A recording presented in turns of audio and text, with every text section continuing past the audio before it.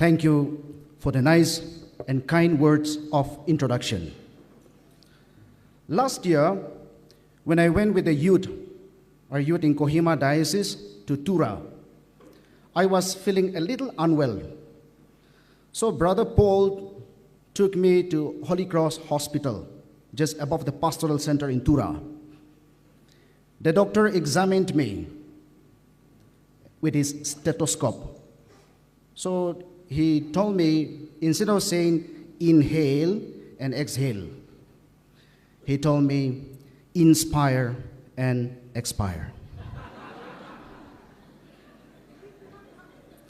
I'm not very sure whether I will be able to inspire you, but at the same time, I don't expire. MC of this session, Father Berman, MSFS, our regional youth director, Sister Wansuk Mary, the regional lady animator, regional youth president, director of the host diocese, Father Kokto Kurian, lady animator of the host diocese, Sister Mariam, directors and lady animators of all the dioceses, fathers, sisters, brothers, esteemed guests, our associations from Catholic Association of Nagaland, NCWA, and everyone present here. I wish all of you a very pleasant morning. Some years back, when I was a brother, one hot sunny afternoon, I met a priest. He was going for giving class. I wished him, "Good afternoon, Father." He looked at me and said, "My dear, I am not very sure how good is this afternoon, but anyway, good afternoon," he said. "I'm not very sure your morning will be as good as you expect, but I pray that your morning be good, afternoon be good, evening be good, and all throughout your stay, be a happy and good one." I thank the program committee for giving me this beautiful platform to address all of you during the 5th Regional Youth Convention. I'll be sharing with you on the topic, Identity and Purpose of Youth in Christ through Holy Sacrament. Our primary duty as Catholics, most of all as a youth, is to experience Christ and to share that experience with the people in and around us. If we can't do that today, it will be too late. Tomorrow will be too late. I give you one example. When we go to church on Sundays, there will be a special place arranged for the youth, the choir to sing. But many places what I have experienced and seen, the youth will be sitting with the old people, their parents behind, etc., etc. Today as youth, if we can bloom beautifully by being in the church, inspiring people by our presence, how beautiful that will be. That's what I want to challenge all of you today. There is a hymn that we sing often. Life at best is very, very brief. The best part of our life is very brief, my dear youth. It is like the falling of a leaf. Therefore, what? Therefore, be in time. Respond accordingly to the time. Somebody said, I have asked this question in one program. I would like to ask this question to you. You are free to answer. Where is the richest place on earth? Where is the richest place on earth?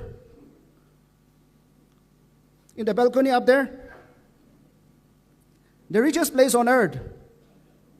Somebody said the richest place on earth is cemetery, the place where the dead bodies are buried. As a youth, if we don't make use of our talents, abilities for the growth and extension of the kingdom of God today, our talents, our abilities will be buried and forgotten deep inside a cemetery. Today, when we have time, when we are capable of responding to the current situation, let us, with a youthful vigor, stand up for Christ, reach out to the people, and do our best, give our best, experience that Christ, and give that Christ to the people in and around us.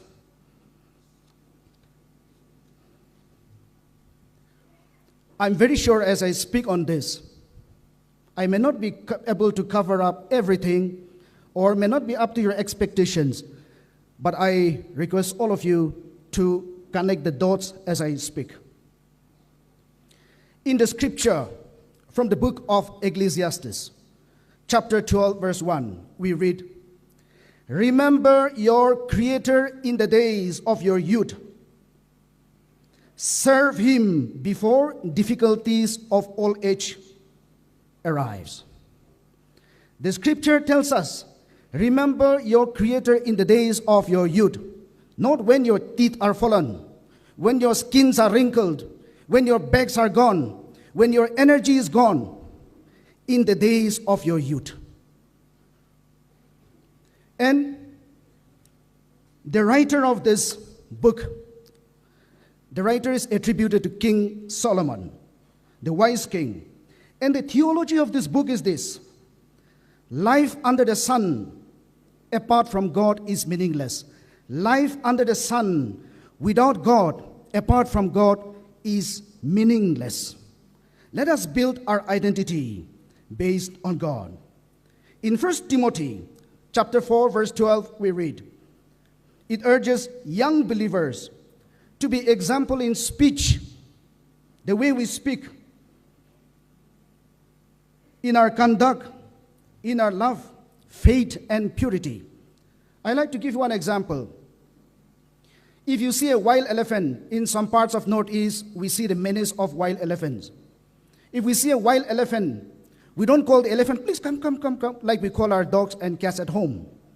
If we see wild elephant, the first instinct in us, the first reaction in us will be to run full speed, not slowly, full speed, because we are scared. But once this wild elephant is tamed, trained properly, it becomes very, very useful. Without our knowledge, there are so many tamed elephants in the forest, carrying the things which human beings are not able to carry, doing the works which human beings are not capable of doing. But when it is trained, but if it is not trained, it is very, very dangerous. Similarly, if we train ourselves, if we train our tongue, if we train our mind, it becomes very, very useful.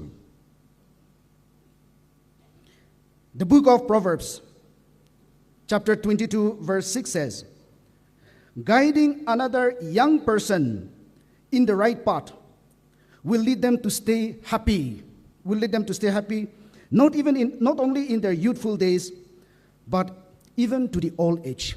Guiding another young person in the right path will help that person to lead a happy and peaceful life, even in the old age. Now, I will be speaking something about the Second Vatican Council. This council has not published any specific document on youth. However, I just want to give a brief introduction about it. The Second Vatican Council was called by Pope John XXIII in 1962. After the Second Vatican was called, he couldn't survive long. He stayed for about a year. And Pope Paul VI concluded the Vatican II. Why was this council called? Pope John XXIII in his opening statement said, open the windows of the church and let the fresh air come in. Open the windows of the church, let the fresh air come in. Let new ideas come in. Let us revive the church. Let us do something for the church. Let us respond according to the need of the time. And this council was called during the 1960s. And it was during this time, in the scientific world, there were so many developments taking place in the field of science and technology. Human beings were making progress in many fields. The scientific community, they were telling the people who believe in God, people of religion, telling them, there is no God. Your God does not exist. Religion is very boring. Leave your religion, believe in science. You will find joy and happiness. And therefore, during that time, there was a war between science and religion. Religion versus science. However, after some time, as years went by, somebody made a statement again. The burial date for religion has come. The coffin is ready. The occupant in the coffin is ready. But neither religion nor its God seem to go away. The burial date for religion has come, but neither religion nor its God seem to go away. It continues to remain. And so today, it is no more science and religion, science versus religion, but today it is science and religion. How they complement each other.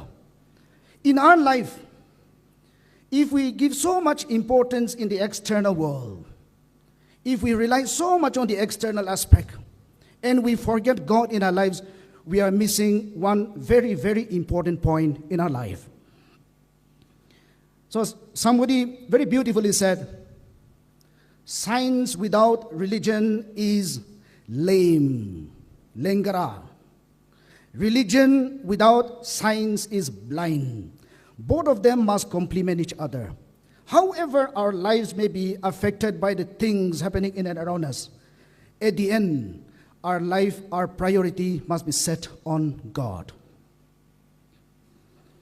The church, through the ages, have always read the signs of the time and responded according to the signs of the time, like how the Second Vatican Council was called in response against the scientific revolution.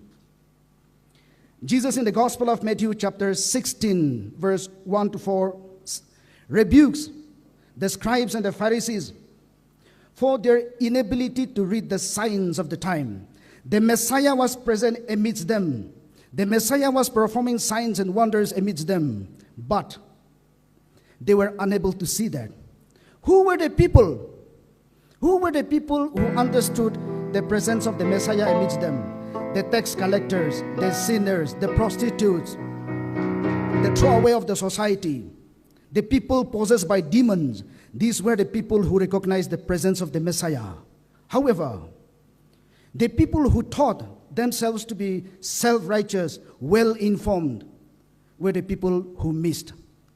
Therefore, Jesus would say, the first will be last, and the last will be first.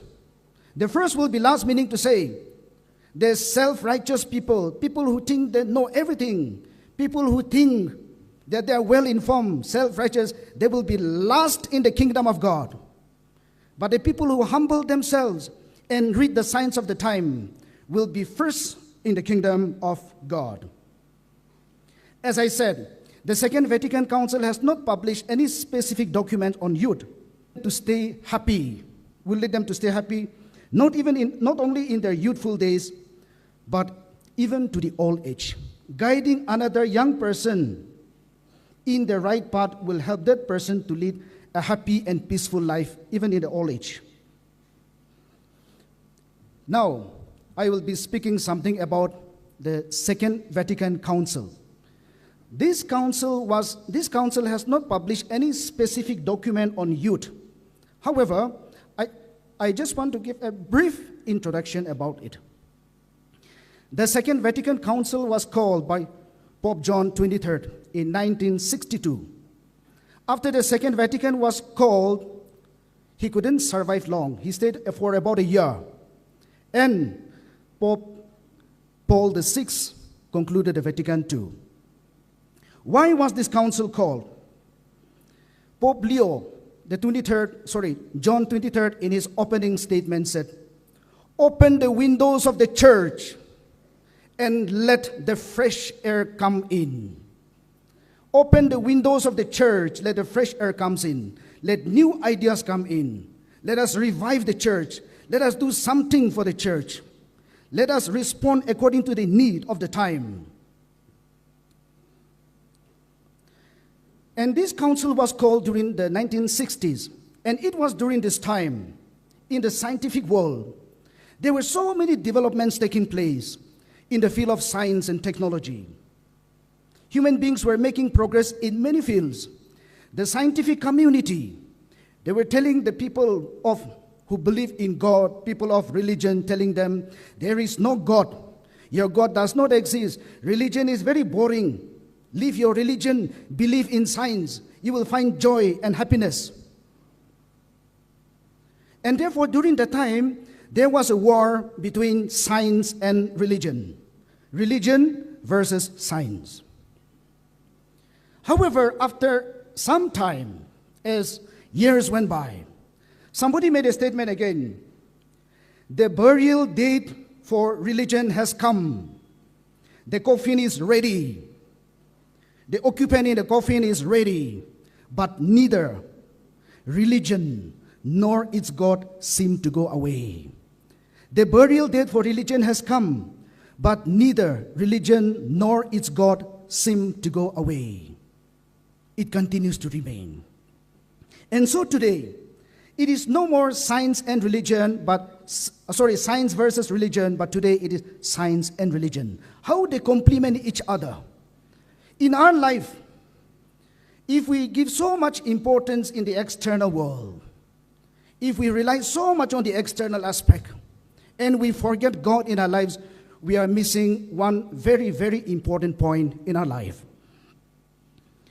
So somebody very beautifully said, science without religion is lame, lengara. Religion without science is blind. Both of them must complement each other. However, our lives may be affected by the things happening in and around us. At the end, our priority must be set on God. The church, through the ages, have always read the signs of the time and responded according to the signs of the time. Like how the Second Vatican Council was called in response against the scientific revolution. Jesus in the Gospel of Matthew chapter 16, verse 1 to 4, rebukes the scribes and the Pharisees for their inability to read the signs of the time. The Messiah was present amidst them. The Messiah was performing signs and wonders amidst them. But they were unable to see that. Who were the people? Who were the people who understood the presence of the Messiah amidst them? The tax collectors, the sinners, the prostitutes, the throwaway of the society, the people possessed by demons. These were the people who recognized the presence of the Messiah. However, the people who thought themselves to be self-righteous, well-informed, were the people who missed. Therefore, Jesus would say, the first will be last, and the last will be first. The first will be last, meaning to say, the self-righteous people, people who think they know everything, people who think that they are well-informed, self-righteous, they will be last in the kingdom of God. But the people who humble themselves and read the signs of the time will be first in the kingdom of God. As I said, the Second Vatican Council has not published any specific document on youth. However, the youth were addressed within the church's role in the modern world. How the youth have to participate in the growth and expansion of the kingdom of God. The church acknowledged the unique potential and energy of young people and encouraged them to be active participants in the church and the world to build a better future. When Pope St. John Paul II in 1985 started a World Youth Day, The purpose was to encourage young Catholics to come together, celebrate their faith together, and work towards common goals in the church. Our youthful energy must be invested and utilized for the kingdom of God. All of us know the hymn, I have decided to follow Jesus. Have we not? Where is the origin? I would like to share this beautiful story. We sing the hymn, I have decided to follow Jesus, no turning back, no turning back. This hymn did not start from a foreign land. It started in Northeast, in the Garo Hills. There was a man by name Noxen. When the American Baptists, they came and preached Christianity in the Garo Hills, this man embraced Christianity, became a Christian, his family. The chief of the village was very, very upset and said, we do not want this foreign religion.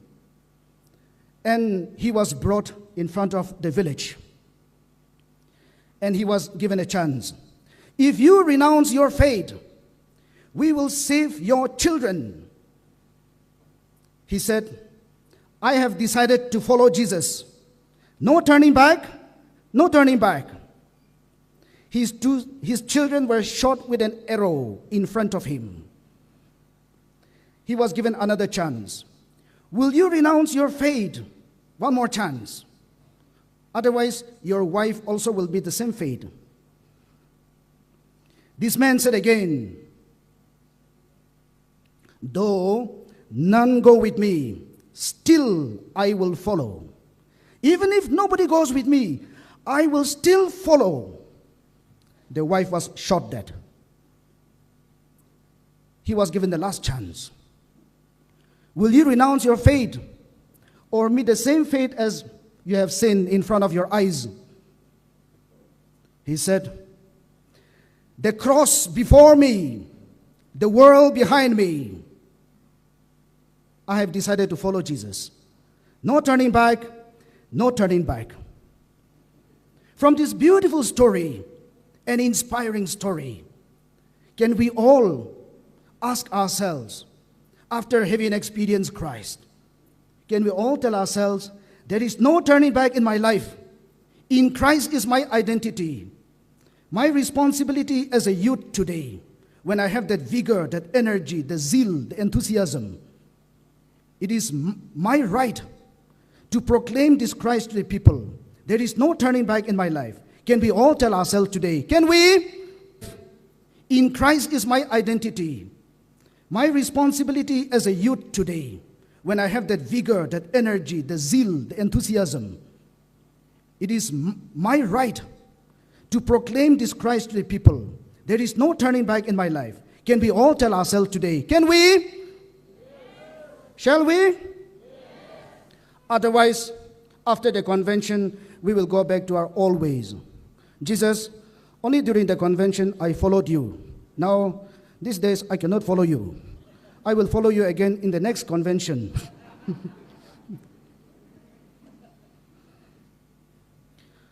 What is the uniqueness of our identity as a Catholic? It is through the sacraments. The sacraments makes us different from the rest of the other. The beautiful sacraments. I shall highlight a few of them, not everything, a few of them. Every one of us needs identity, socially and psychologically. The rituals that we participate in gives us belongingness. The sacraments give identity to the Christian community, which includes the youth. Why do we celebrate them? Jesus, in a way, during the Last Supper, intended that some kind of a rituals be continued after he is gone. And therefore, during the Last Supper, he said, do this in memory of me. He did not say, okay, this is the Last Supper, so stay peacefully on earth till we meet in heaven. No, do this in memory of me. Meaning to say you continue to do, you continue to perform, even if I'm gone. The sacraments are divided into three parts. The first part is called the sacrament of Christian initiation. They include 3 sacraments. 1, baptism. 2, confirmation. 3, Holy Eucharist. These are the sacraments of initiation. The second, the sacrament of healing, confession or penance, and anointing of the sick. 3rd, the sacrament at the service of communion and the mission of the faithful. They are holy orders, ordination to priesthood, and matrimony. Can I tell you one thing? Can I tell you one thing? Everywhere I go, I have seen and experienced that Catholics are the most intellectual people, and they have very good memory, that they don't forget anything. You know what is the reason? You know the reason? We don't write anything. We just listen, watch, and then go. So, even if I have said something, yeah, he said something about sacrament, but I'm not very sure after the convention. Okay. The sacraments that can be received only once in life. Once in life. Baptism. Baptism can be received only once in life. Afterwards, I shall explain a little bit. Confirmation, only once. Holy orders, ordination to priesthood, only once. Bishop cannot say, oh, actually last time I ordained him, but I did not ordain with all my heart. So I shall ordain once again. No. Once you are ordained, you are ordained. So these are only ones. There is no reordination. There is nowhere. This, the role of the sacraments. How are they important to us? Why are they important to us? It helps in our spiritual growth and development. It deepens our faith and relationship with God. It guides and supports us in navigating life's challenges. They build community and sense of belonging. Okay, now I have said something about sacraments. What are sacraments? We know there are 7 sacraments, but what are they? What is the meaning of sacrament? Anybody wants to answer? Nobody. Please learn this one during this convention. Sacraments, 3 things to learn. External signs. External signs. Why they are external, I will explain. Inward grace. Inward grace. Instituted by Christ. External signs, inward grace, instituted by Christ. You can compose one song, okay? That one, okay. External signs, inward grace, instituted by Christ. Why are they external? For example, the Holy Eucharist that we attend. We sit down, we stand, we kneel down, we make sign of the cross, we sing, we show signs of peace to each other. All these are external signs. When we go for confession, the priest will raise his hand and bless you. In the name of the church. Forgive your sins in the name of the church. Raise his hand. You kneel down. You make sign of the cross. You confess your sins. The priest will advise you. Those are external signs. Some more. Holy order. On the ordination day, the bishop ordains a priest, raises his hand, anoints his hand, puts his hand on his head. All these are external signs.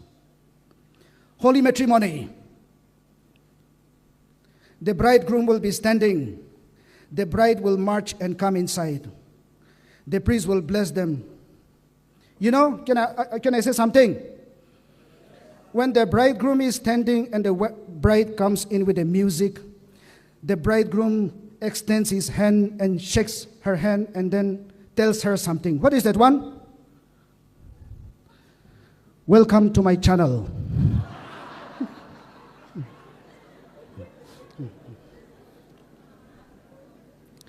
So all these things things that we do are external signs. And in doing these external signs, what do we get? Invisible grace. During the Holy Mass this morning, when the bishop celebrated Mass, when you attended Mass, you received blessing, but you did not see the blessing coming down on you. But you have received the blessing, inward grace. And who began it? Instituted by Christ. And therefore, sacraments are external signs, inward grace, instituted by Christ. Sacraments, we have only 7, but sacramentals, there are many. Example, the way of the cross, devotion to saints, praying the Holy Rosary, pilgrimages to shrines and holy places, and other pieties. These are sacramentals. Sacraments are different from sacramentals. I have picked a few key sacraments for Catholic youth. Baptism. During baptism, 3 types of baptism can be given. 1, infusion. The priest takes the water and pours on the head and baptizes a person. I baptize you in the name of the Father and of the Son and of the Holy Spirit. Infusion. Immersion. A person also can be dipped inside the water and given baptism according to situations. The other one is aspersion. A-S-P-E-R-S-I-O-N. For example, a person is very sick, unable to go to the church. Water can be sprinkled and the person can be baptized. That's called aspersion. Water can be sprinkled and the person can be baptized. That's called aspersion. On the day of baptism, dear youth, we have made a solemn declaration that we will renounce Satan and all his empty promises. The priest will ask you, do you reject Satan? We don't say, not this year, next year. I do. Do you reject Satan? I do. And all his empty promises, I do. We have done that. And yet, where do we stray after that? Through baptism, we become children of God. We receive a new identity in Christ through baptism. The original sin that we inherited from our forefathers, Adam and Eve, are cleansed during baptism. That is why in the Catholic Church, even the infants are given baptism. Every child, every person born who has come into this world, comes with an original sin. Therefore, as early as possible, a child is given baptism. Somebody said, if Adam and Eve were to be from Nagaland or Kohima diocese, we will still be living in Eden Garden. Why? Because Adam would have killed a snake, fried it, and both of them would have had nice lunch. But, thank you.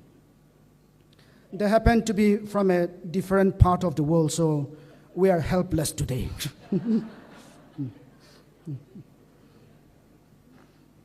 As I said, baptism can be received only once in life. And remember, the day we receive baptism, we have become children of God. We belong to Christ, and our identity has changed. Confirmation.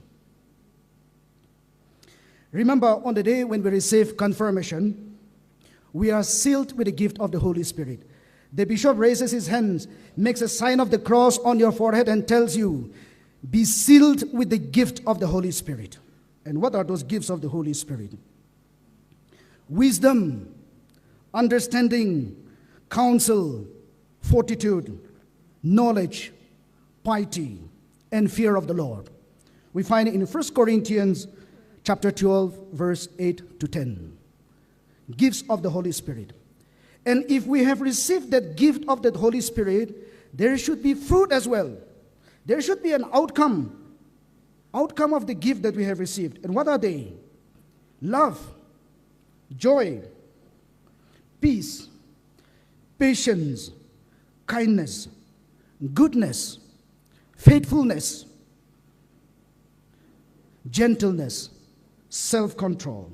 We find in Galatians chapter 5, verse 22 to 23. And therefore, as youth, being sealed with the gift of the Holy Spirit, let our identity, our uniqueness be proved through this action, through the fruits of the Holy Spirit. Let it be shown in our actions, in our words, in our thoughts, in our deeds, actions, everything.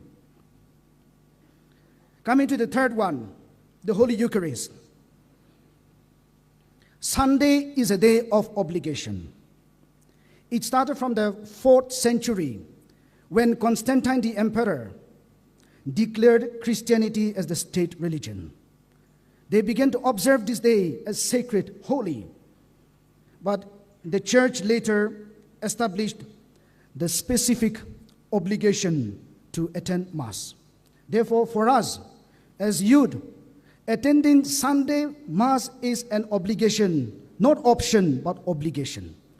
If you can go, go. If you cannot go, don't go. No, you have to go. We have to. Why we don't take it seriously sometimes? Why do we not take the Sunday Holy Eucharist seriously sometimes? Maybe some of the reasons. The priest is very boring. His homily is too long.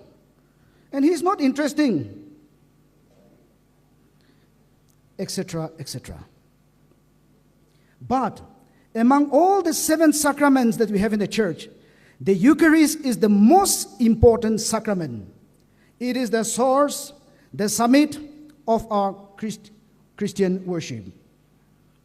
When Jesus tells the disciples during the Last Supper, he told them, this is my body. He was holding bread, but he was saying, this is my body. Jesus was not joking. He was really saying, this is my body. Take, eat. Took the cup and said, this is my blood, drink.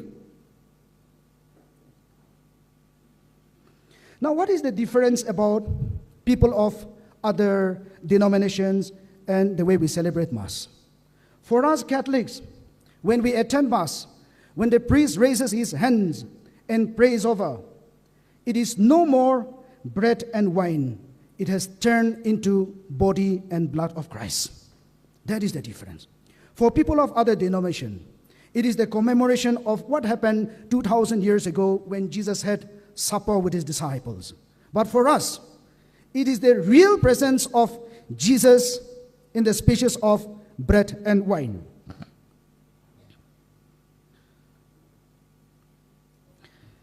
Bishop J. Fulton J. Shin, an American bishop. As a bishop, he was a very busy man. But he made a promise with God. I shall spend every day an hour before the Blessed Sacrament. I shall spend one day, every day, 1 hour before the Blessed Sacrament, however busy I may be. One day, he was sitting and sleeping inside the church. Somebody told him, Bishop, if you are sleeping, what is the use of sitting here? He replied, whether I sleep or I'm awake, I am with my Lord and my Lord is with me. I have decided to give him company for an hour every day, and I am with him. That is what he responded. Therefore, if you get up very late and feel sleepy, go to church and sleep. Okay? At least go to church and sleep nicely.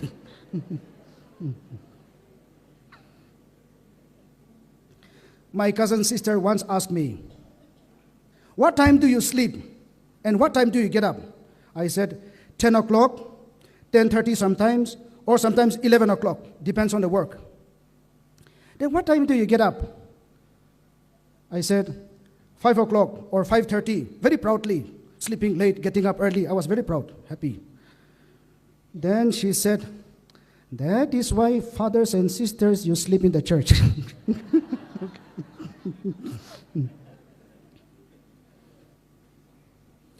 I have a man in my parish. From many years, I have shared this story in many places, but today, many of you have come from other dioceses, and therefore, I would like to share this story with you. A man in my parish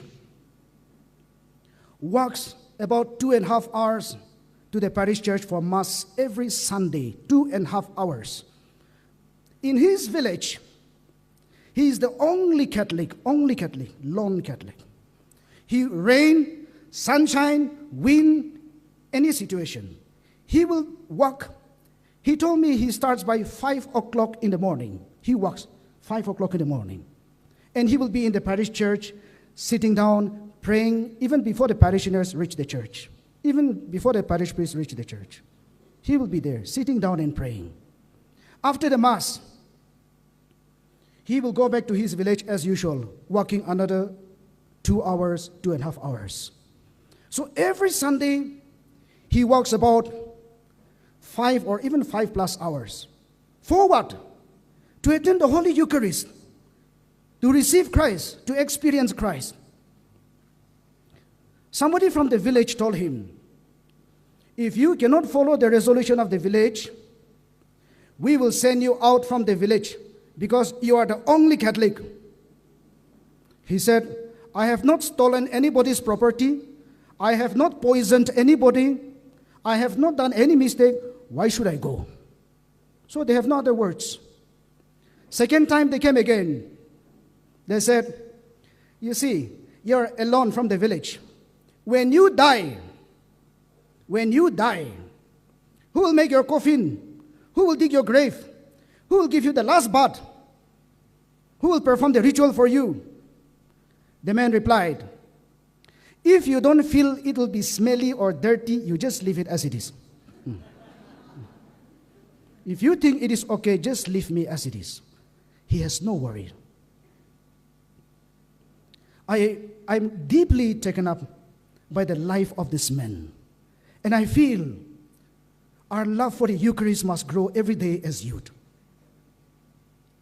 It is not only Sunday. Those of us who are near the parish, we can also go for Mass in the morning. Father David Titong is here. He works in one interior parish. Every day, the children, the youth, they come for rosary and Mass in the evening. Very, very encouraging. I think we can learn something from there. Finally, last chapter. The last sacrament that I want to speak is reconciliation or going for confession. One of the 5 commandments of the church is to confess your sins at least once a year. Okay, not every month, not every week, at least once a year. So don't go very often, okay? Only once in a year. Collect nicely. Remember nicely. Write down properly. And then, at one shot, give. Because that is the commandment of the church, no? At least once a year. I think all of us should have the habit of going for regular confession. Empty ourselves, free ourselves, unload the burdens that we have, experience Christ. In the parish that I work now, the youth will not come to me for confession because I know all the dialects. If they speak Hindi, I will follow something. Nagamis, I will follow. Tenidia, I will follow. Chokri, I will follow. Keja, I will follow. English, I will follow. So with what dialect they will come for confession? Now, the purpose for what I'm saying is this. When we go to see the doctor, we have to explain to the doctor our problem, our difficulties. Then the doctor will prescribe further medication or further treatment according to your report, according to what you say, and according to what you experience. When we go to the confessional and confess our sins in a dialect or in a language that the priest does not understand, the priest cannot give you any guidelines. The priest cannot give you any advice. My son, my daughter, do this, do that. The priest cannot advise you. And therefore, however we go for confession, we remain the same. Yes or not? Yes, it's not very loud, so okay. I think it is true. I'm sure today, as I stand and speak here, in the audience I know, as Father said, there are lawyers, journalists are here, doctors are there, engineers are here, professionals are listening to me today. As a priest, as I stand here today, I'm not the most intellectual person standing here and speak to young people today. The professionals could do far more better. But God, in His own ways, intervenes, inspires a priest. Father, you share this. Father, you speak this. That is what I believe when I said yes to the invitation. In the confession, as I said, a priest may not give you advice like a professional. A priest may not be able to give you the best of scientific advice in order, point by point. But a priest will be able to advise you in a way God wants of your life. And that's what I believe. And therefore, all of us, let us make effort to go for confessions as often as possible. Some people may look at you and say, oh, that fellow is committing all kinds of sins. I think every time I saw him or her going for confession. No. After a good confession, we feel light, we feel happy. Unburden ourselves. Let us experience this Christ, the peace of Christ, and live that Christ happily and joyfully. A man once came to me and said, Father, forgive my sins from January to December.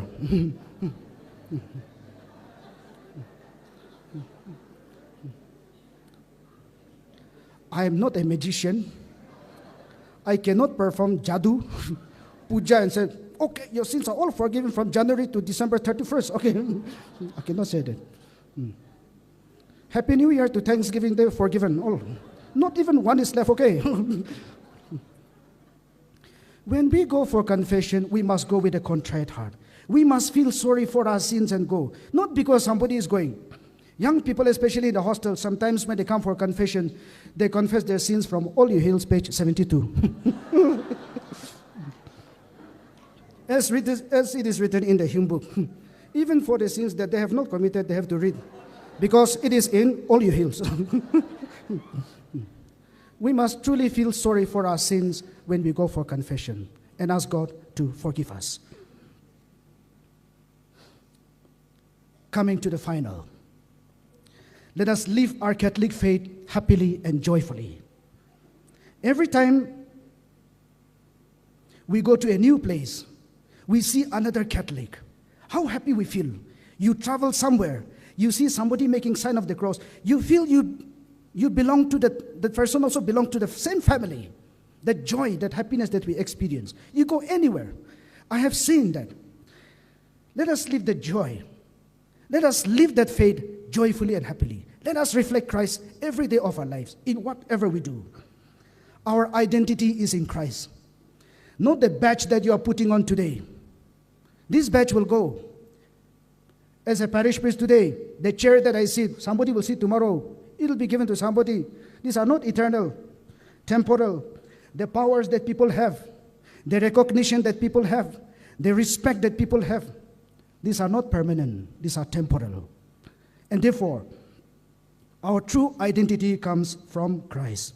However intelligent we may be, our intellectual caliber, we may be able to solve all the solutions in the world, but at the end of the day, our identity is in Christ. May Christ always be the center of our lives. The time is not tomorrow, day after tomorrow. The time is today, here and now. Though I'm given the time from 9:45 to 10:45, I'd like to end my sharing from here. Thank you for the patient listening. Thank you.